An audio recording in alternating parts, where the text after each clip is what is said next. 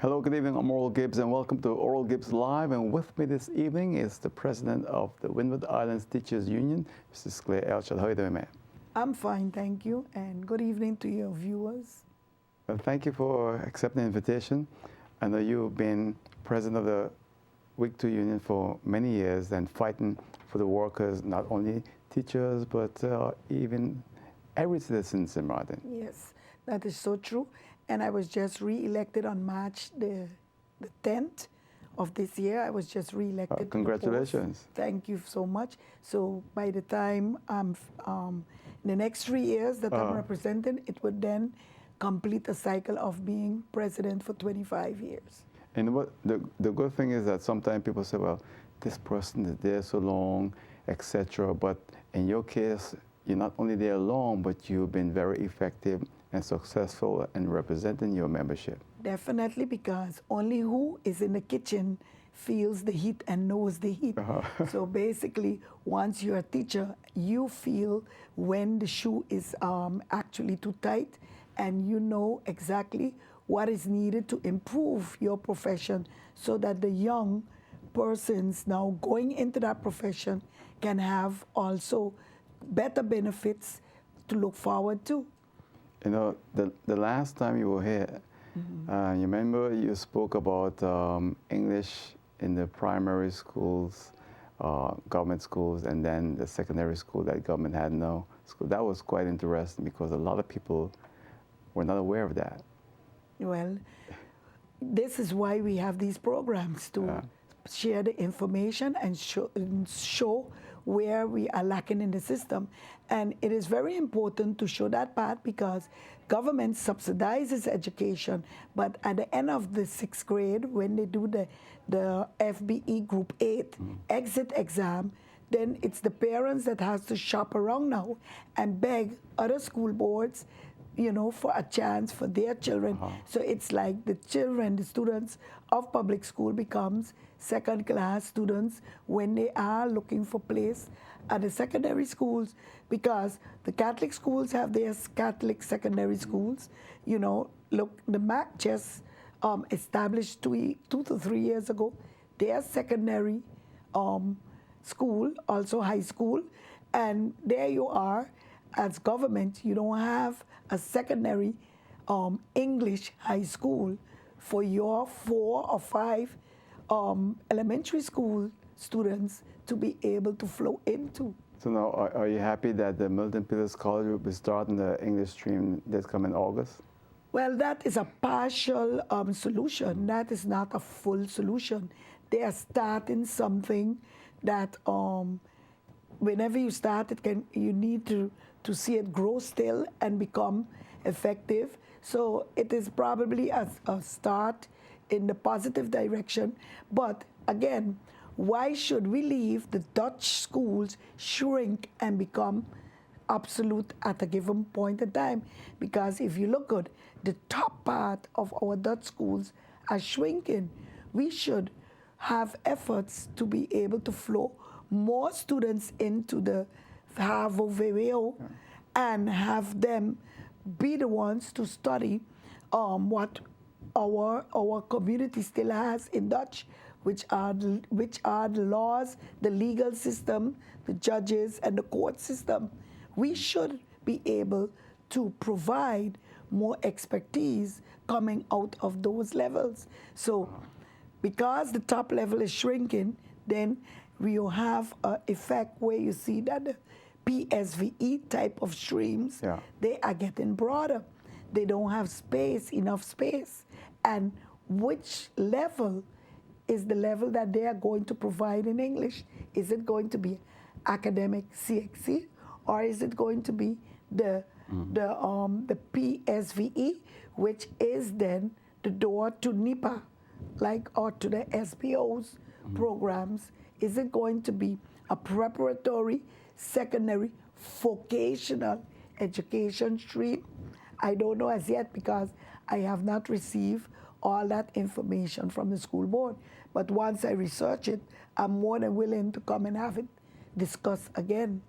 You know, I was at a big company recently, and there was this lady there, and I speaking with her, she had a top position in the company.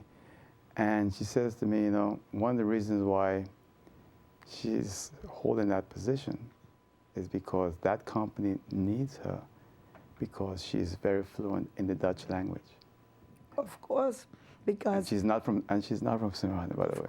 no, and when you go through right now through the whole government apparatus, you would see that type of trend because you still have a very, very key role is being played in Dutch. Of course, they are trying to use now in a lot of the documentation dual English and Dutch, but still the importance of Dutch is not like how our public school system is reflecting it. The public school system has Dutch as a subject, but when you look at the overall, you cannot still compare it. So when you get banks, insurance companies, big construction companies all over, you get in, they need to have Sorry. They need to have workers that at least are also in the that are fluent in Dutch In to Dutch. function. Yeah. Yeah. So what are some of the things that are most concerning to you right now as president, newly elected president of the Windward Islands Teachers Union? What's top on your agenda? What do you really want to see happen for your membership? Well, I could start by saying, well, we have from different angles, okay? I just got correspondence where the pension age has been increased, and I think it will be a welcome gesture for a number of my members. Why? Because in education, you have a lot of people that cannot make the 30 years or 35 years of service that is required by law to be able to then qualify for a full pension. So of course, if you extend with 2 years, it will, especially in the field of education, it will help a number of our persons. But on the other hand, what is my concern, the persons who have reached pension age by and a full pension by 60, what will then be the extra advantage for these persons, especially if they have to go till 62? Now, I would like to explain so that all of our members and the public at large could understand. The increase of the pension age has to do with the AOV wanting to increase this age due to whatever criteria of it being, let's say, not in times anymore with other pension plans. Most pension plans around the world are 65 to 67. Okay, the first step to 62 is now a part of, if you have the old age pension going to 62, then for civil servants, where the retirement age is 60, it would mean that they would collect their retirement at 60, but the piece that is due to them from the AOV will be lacking. So they would now have a discrepancy in income because of that. Now, with this decision, the letter that just came, it has been decided that by the 1st of July 2016, the increase of the pension age will go into effect. It means that if you are becoming 60 after the 1st of July 2016, so this year, you would automatically go through with your services up to 62. So as a civil servant, you will remain in service up to 62.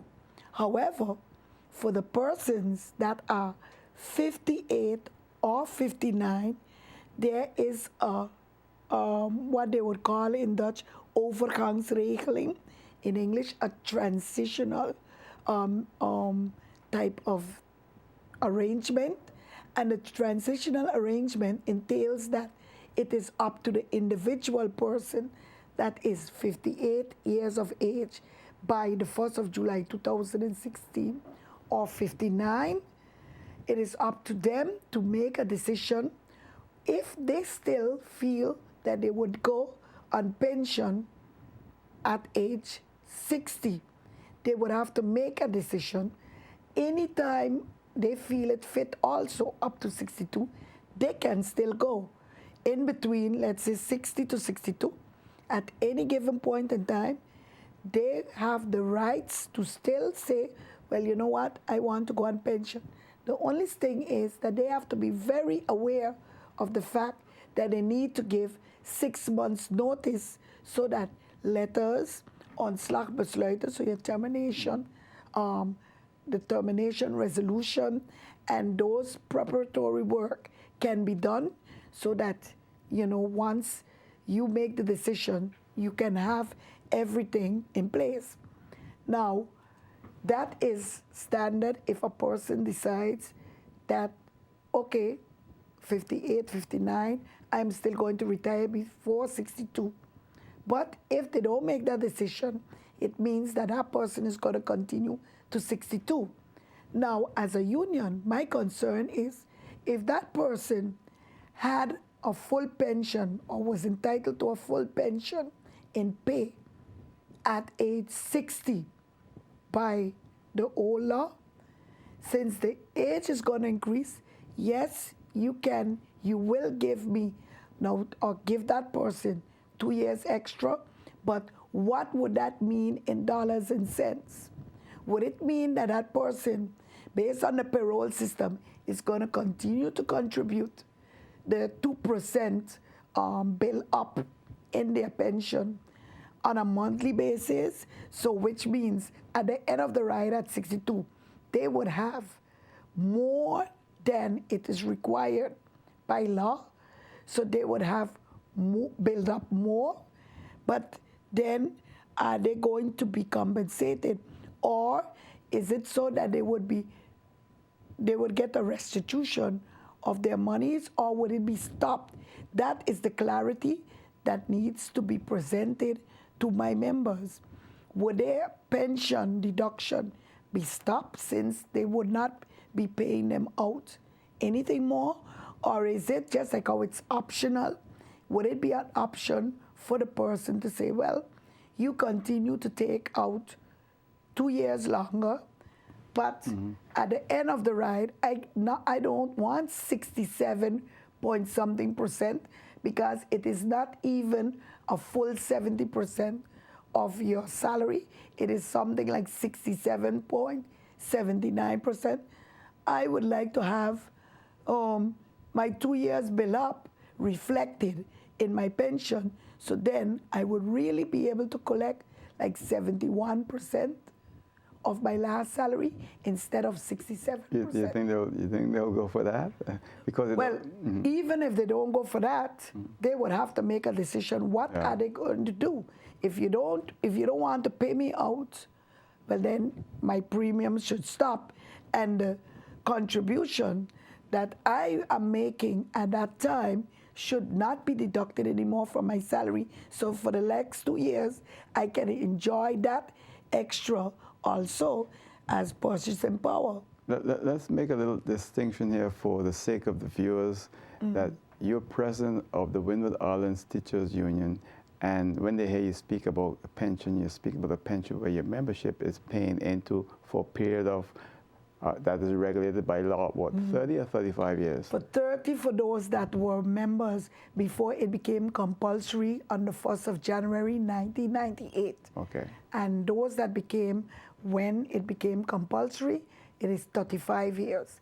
And even though I'm here as president of the Windward Islands Teachers Union, it is the same thing for the civil servants that fall under the Windward Island Civil Servants Union, PSU. Right. It is the same thing for those that fall under the Union of the Police, which is the NRPB, and it's the same thing for those that fall under the APFO St. Martin, because the law, the pension law, is the same thing across the board for everyone. And now, so people that are watching and now are going to move up from age 60 to 62, And there's a other pension that people speak a lot about calling on this show. That's the old age pension that is different than what you're talking about right now. Well, the pension that I'm talking about is a combination of the two, old age pension and the workers' pension, which is being administered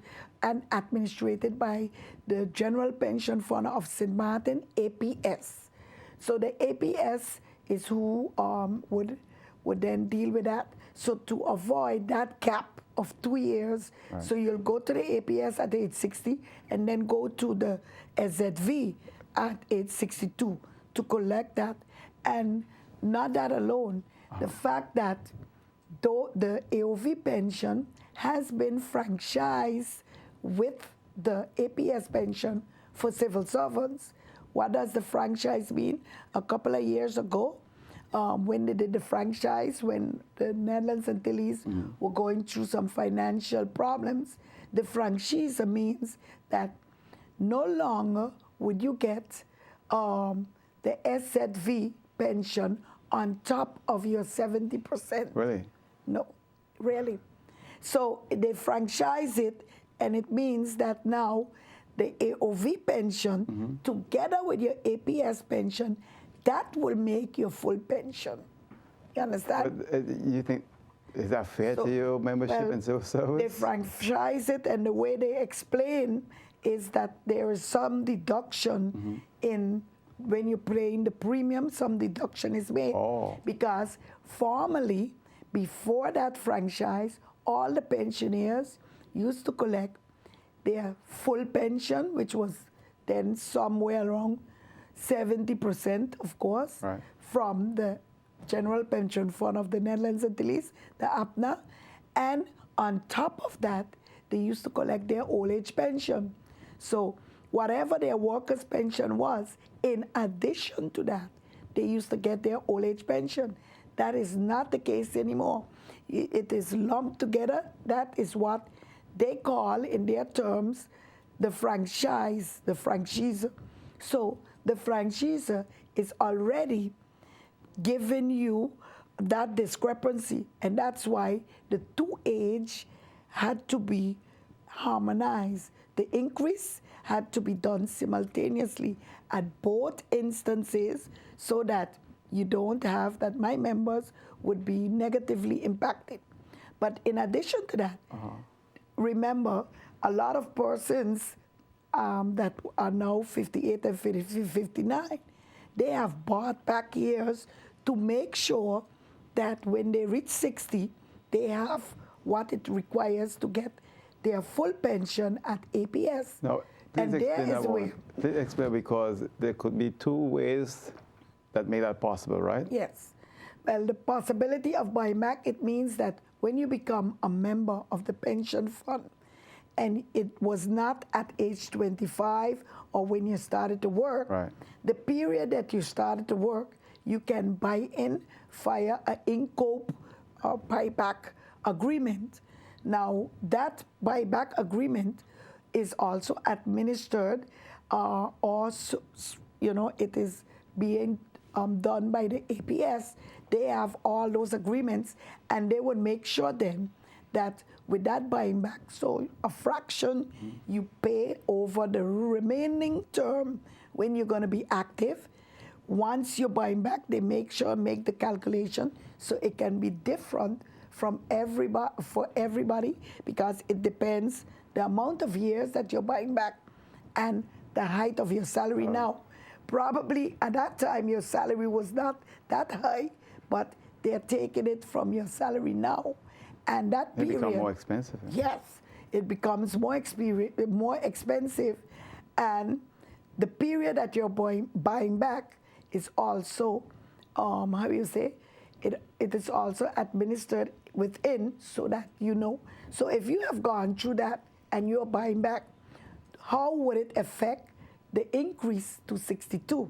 Because if you should be finished at age 60, then even though we have payroll systems that automatically will deduct pension from your salary, if you have already your full pension at 60, but you're continuing to 62. Those 2 years of premiums deposited should be, that is the argument of the union, should be compensated to the worker. But then Or maybe the they premium should be stopped. that's what I was going to say. There could be a compromise where from 60 to 62, the worker don't pay the premiums. Well, that is the part why we are speaking out, because no instructions came about that, no clarity about that, and from the onset, the workers' unions or the unions represented in that committee that had to study the increase of the age.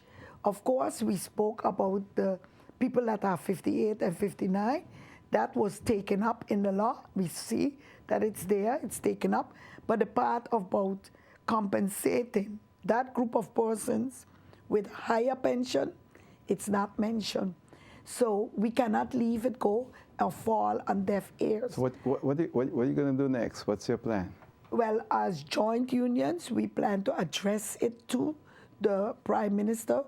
And this week, the letters should be leaving to, therefore, also encourage Parliament to find a solution, or to ask the APS to find a solution for that.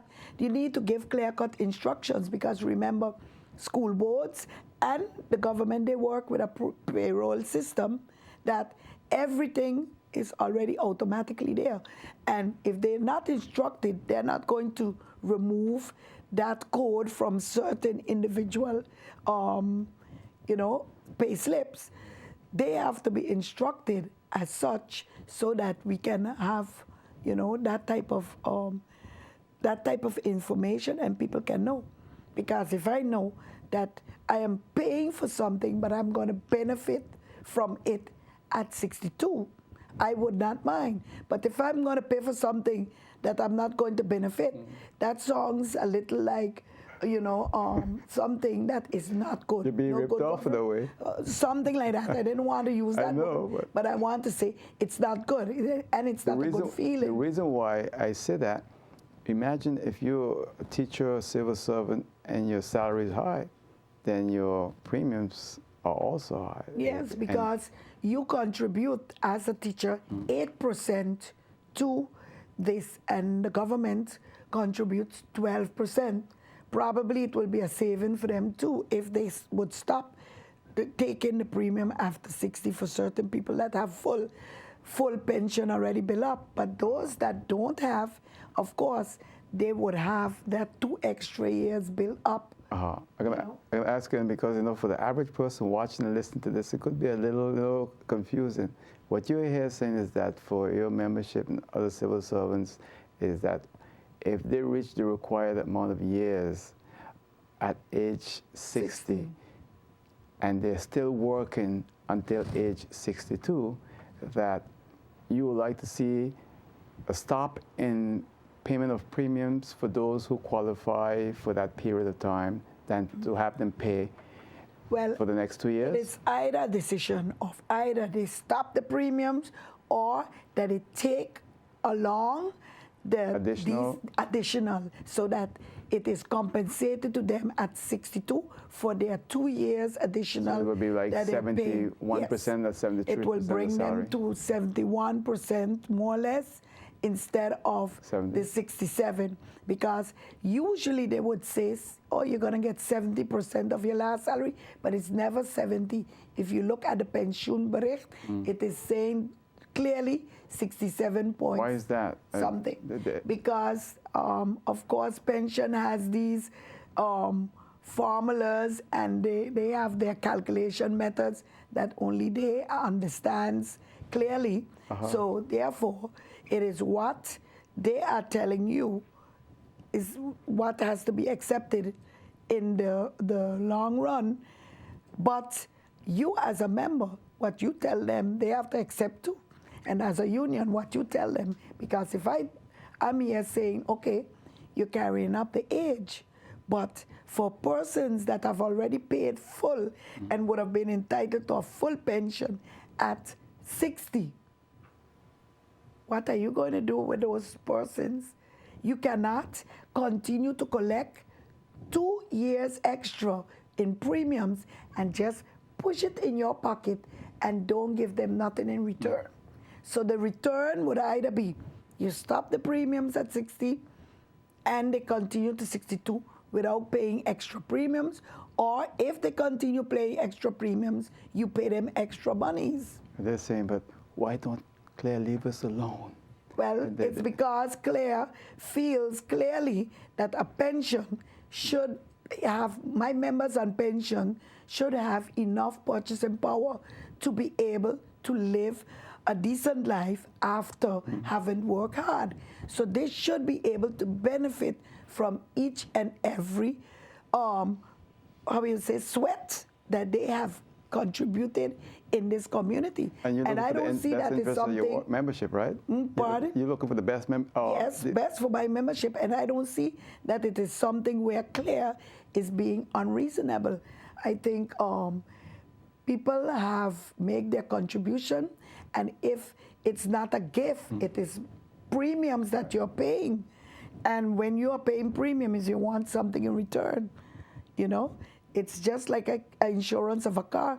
If you have an accident after your car is insured, you want the best.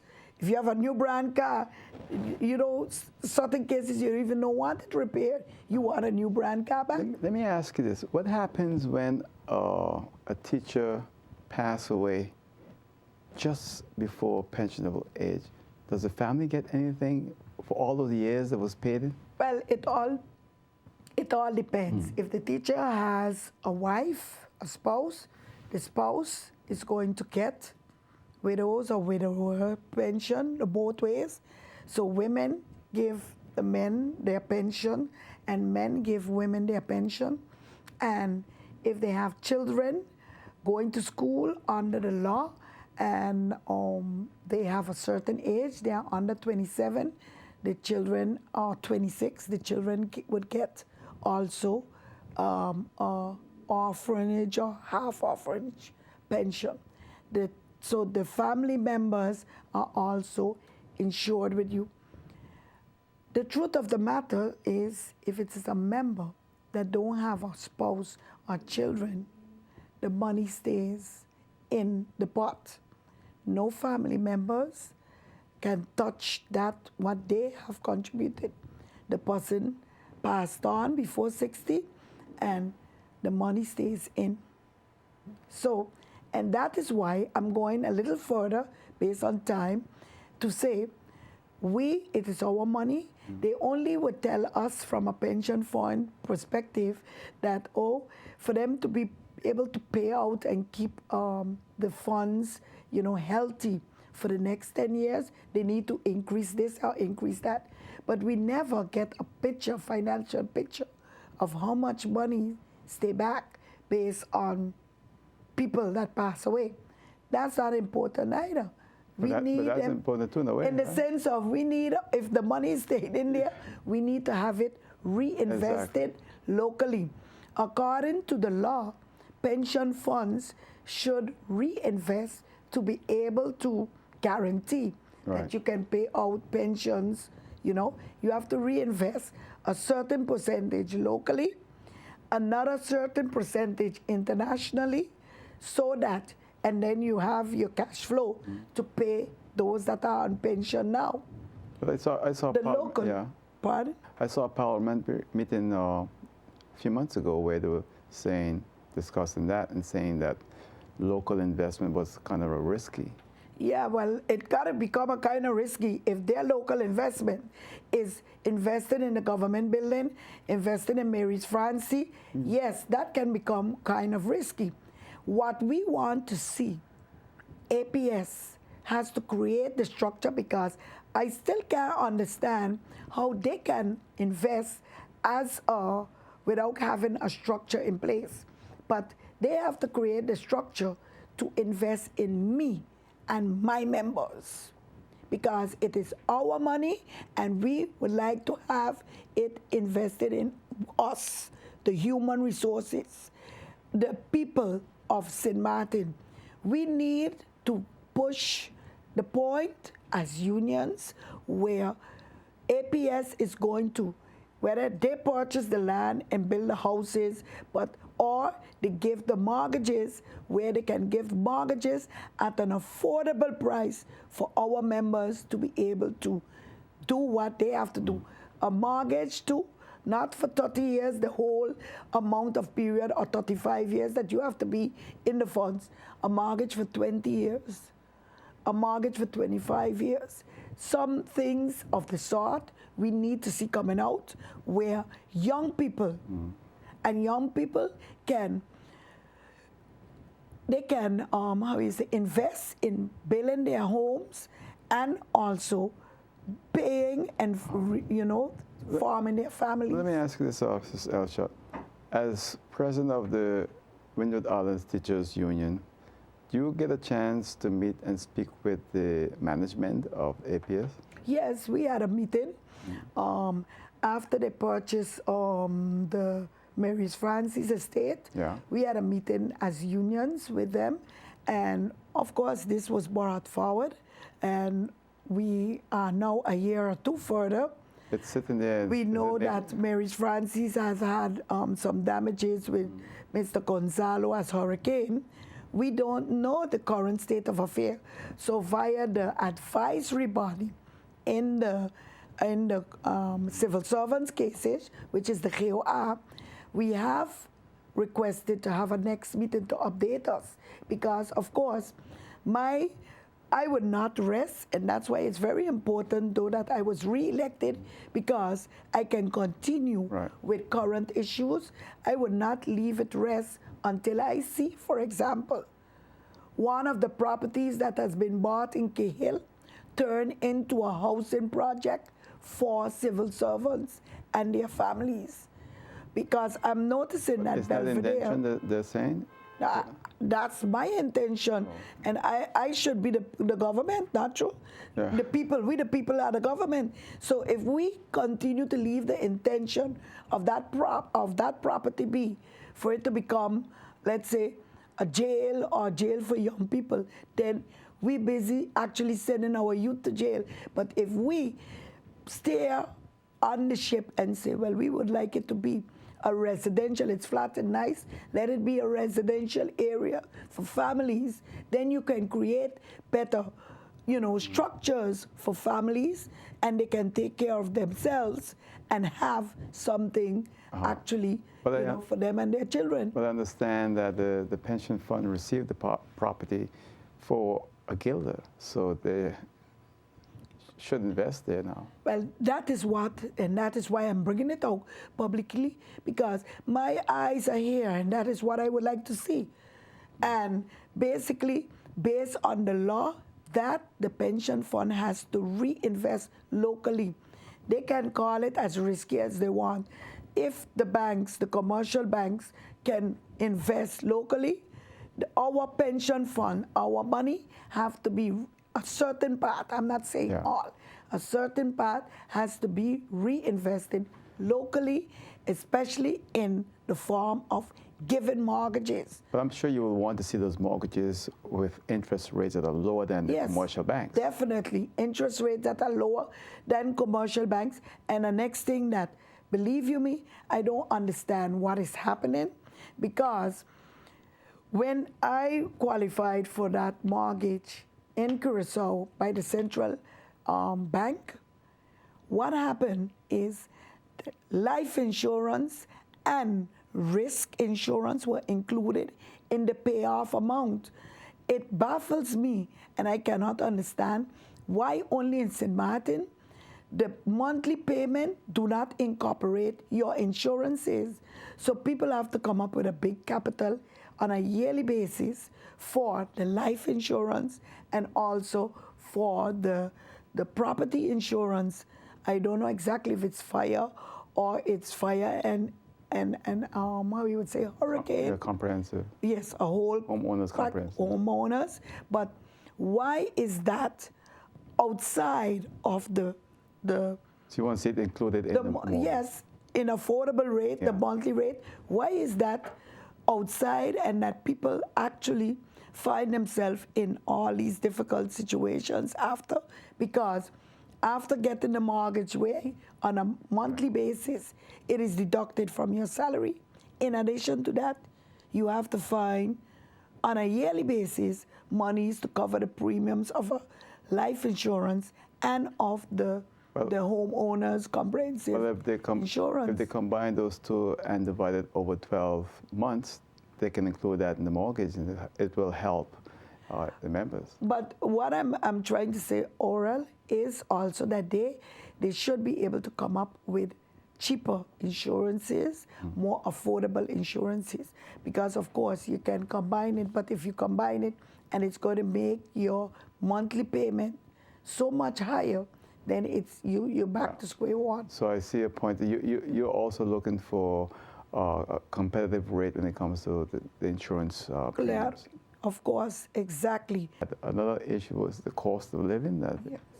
The cost of living adjustment, of course. 2013, everybody started quietly looking at each other. When are we going to get something for the cost of living? 2014 run out, and 2015 also. We are now in 2016. That's the next issue, especially when we were, I like to read those good things. The government just had for the second half a surplus of so much money. Surplus? Yes, they had a surplus at the second half of 2015. So we should start to plan how we as workers that help them get that surplus, we too can get a cost of living adjustment. But I thought there was an agreement sometime, a year or two ago. They did come with an agreement where we were trying to strive for it not to go back forward, not to go backward.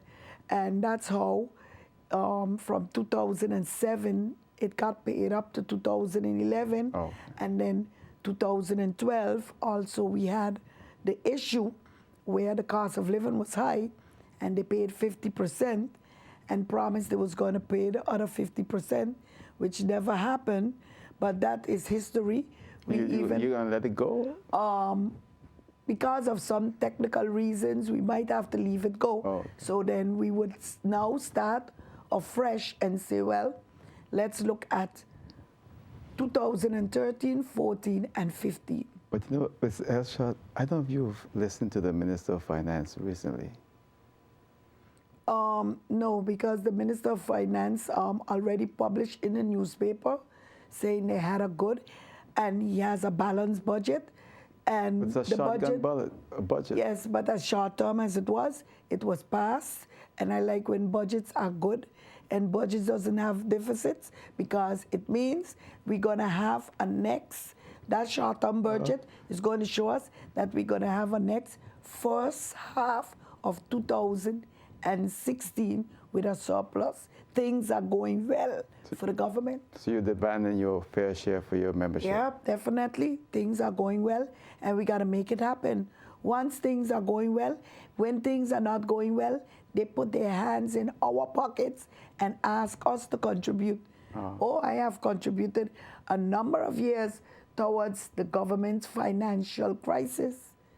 So definitely, I feel when they have a good financial standing in a surplus, they should make their contribution towards my cost of living adjustment and adjust our cost of living in a way where we have what to purchase with, so that our purchasing power can improve.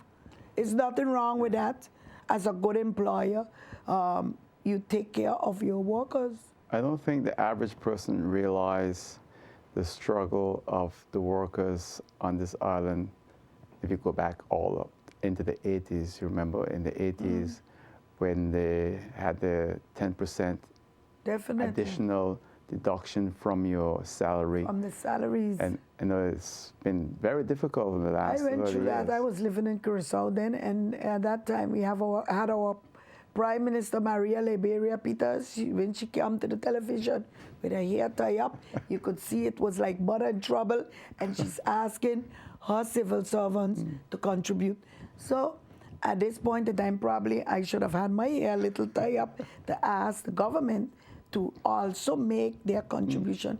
Once you have a windfall, you don't have a deficit.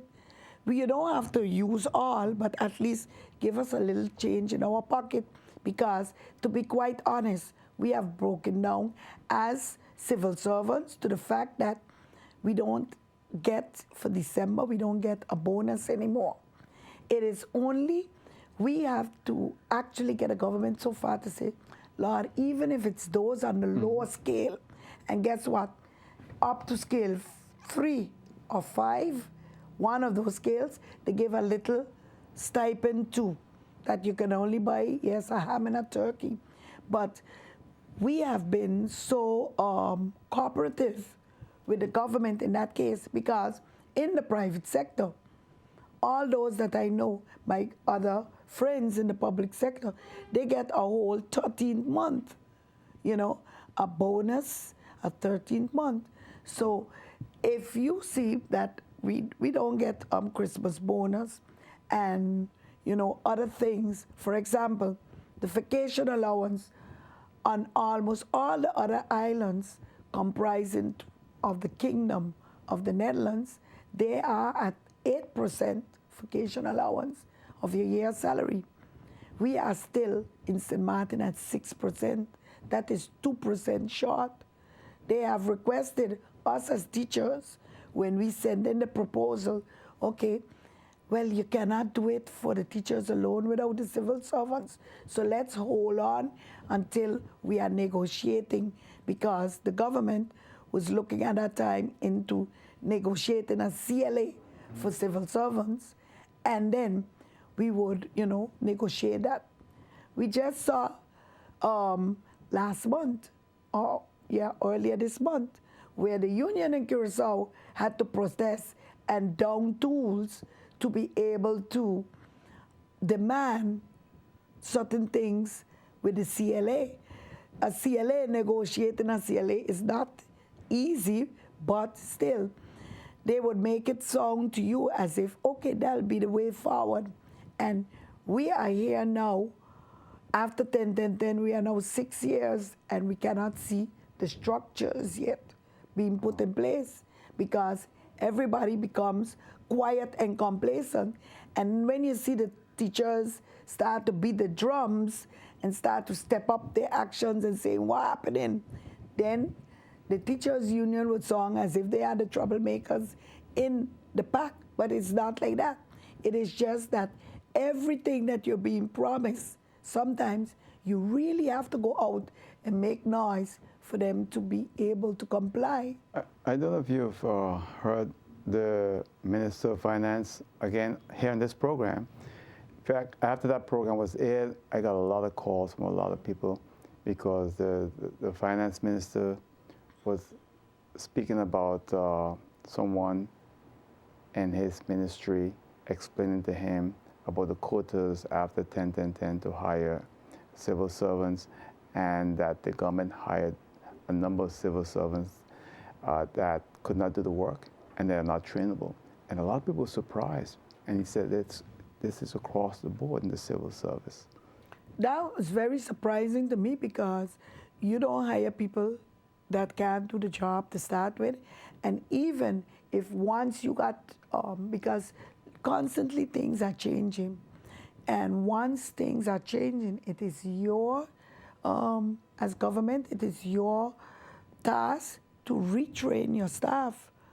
At school levels, when we have to deal with innovations, we also had to be reschooled and retrained. He's saying that they're going to do that now. Now, they're going to do that, but you don't put the cart in front of the horse. Yeah. He was suggesting that they do that, because he said also that, and I'm just paraphrasing here now, that the person said to him that some of these workers are not even trainable. And that was very alarming to a lot of people. Well, I need to check that data, because people not being trainable as a teacher. But not teacher. But yeah. As a teacher, and from my profession, and a special ed teacher, I do not subscribe to that people are not trainable, because even people with little intelligence, you know, Yeah. people, even to the people with Down syndromes, you can train people. So I do not subscribe to that. And it is very hard for me to believe that coming out of the teaching profession, that you cannot train people. What have to happen is that the policy in which they are hiring people has something wrong with it. You understand? Because if you are hiring, and they have been telling us it is functie, mensval functie, and all of like the function is the person to put the right person on a job. If you are saying that is the philosophy, how come after 10 we could end up in this situation? Right, so- and here you have the Minister of Finance saying, look, okay, he made it like that, huh? Yep. But the thing is that he's saying this is what is being said to him, and at the same time, that many of these persons were hired by for political favors, family, etc., etc. That is the point, because if you have policies, because they're going through, you remember a lot of times they did a lot of, how you would say, improvement to the Right. government apparatus, especially when you had the financial criteria and they had to let people go. People had to go on foot and things like that. Right. St. Martin always claimed that they couldn't use that type of arrangement to let go people because they did not have an overbloated government jacket, Exactly. so to speak. So they were short of people. But after 10, we have the merging of two government departments, federal and the local, not true? So don't tell me that within that, there are not people that are trainable to take over different functions. And to me, if I was in that type of seat as finance minister, the first ministry that I would start with and making sure that they are up to date and up to par is at my ministry, where I have to bring in the finances. I think he was speaking about he was mainly speaking about his ministry too. Okay. Now, the number plate area would show you exactly what's going on there. Because to me, and this is with my my normal eyes, when you look at, it looks like about 6 people is carrying that structure there. Only 6 persons are carrying that structure there. You understand? There are a lot of people around there, but who are the busy bees and the ones to carry the structure? Basically, that needs to be reformed and revamped, and I think if he knows that that is the point, and that has been happening after we put several new structures, then somebody head should roll, because they're doing things that are not according to the government formation plan. What else on your mind? Because I know there's so many things that you're working on for your membership, right? Well, right now on my mind after this is also the meeting with the Minister of Education, because very importantly, we have gone through a number of innovations in education, especially elementary education, where it pertains to the training of teachers and retraining, and this should have led to recertification. Now, a number of times we were told that these degrees are on the desk of the ministers waiting to be signed, but in addition to that, you also have that on a yearly basis we recruit new persons into our system. So I think the continuous training also should be part of the agenda. And why these teachers are not presented with their, the teachers that have successfully passed with their recertification or even a certificate, I really don't know. But we need to, as union, get clarification on that and see how we can move forward, especially with those teachers that have not been able to follow those trainings, how we can get them up to par also. Because in education, we have never heard of what we are hearing now. If you don't have that certificate, then you won't be able to stand in front of the class. People are supposed to, follow and have to go. But let's say, unfortunately, for a teacher that has been sick and had to go through operations and did not successfully, follow that, you can't tell that teacher from one day to the next, well, then you won't be permitted to stand in front of the class. So what happened with all the years of experience of that specific teacher? We don't leave that go like that. So that is one of the things that I think once I get to the minister, we have to make it emphatically clear, because we have had a situation like that at the MPC at one time, where a person had an outdated degree, so to speak. Let's say it was derde rangers. And when we sent to Holland to get advice on how that was handled, we noticed that that person was never asked, of those persons, those teachers were never asked to, you got to quit the classroom. They were automatically upgraded based on their experience to another level.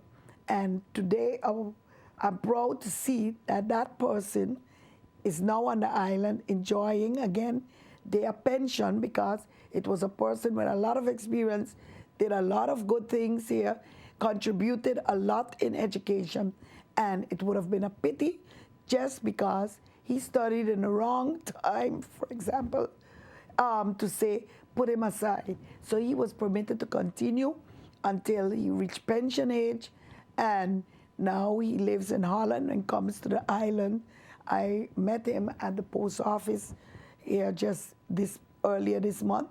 So it is always a nice feeling to see that people get their respect within the profession, because you have the changing all the time of the names of our certification. For example, when I got certified as a teacher, we carried the name of fully qualified teachers. People before me were just qualified. A generation before me probably was second tweede rangers, things like that. But it doesn't mean that we have to go into a system where we'd say, oh, well, you have been teaching, you didn't get this one that we are currently busy with now, so you can't stand in front of the class. If that is in the law, then we should ask for an amendment of that law. And I think that's my concern, because I have a lot of members, complaining on that. Well, shall we out of time? I have 30 seconds remaining. Well, I would like to thank all who have put their confidence in me as president again. And I would like to say, our offices in Madam Estate, they can feel free anytime to contact us when they have a problem, so that we can be aware and fight in their benefit to solve certain problems. Thank you all, viewers, and thank you, Mr. Gibbes, for having me again. And thank you for accepting this invitation. I want to wish you all the best and congratulate you again on your appointment for another three years as president of the Windward Islands Teachers Union, right? So again, thank you very much. And that's it for now. I'll see you next time. Until then, good night. Take care. Bye.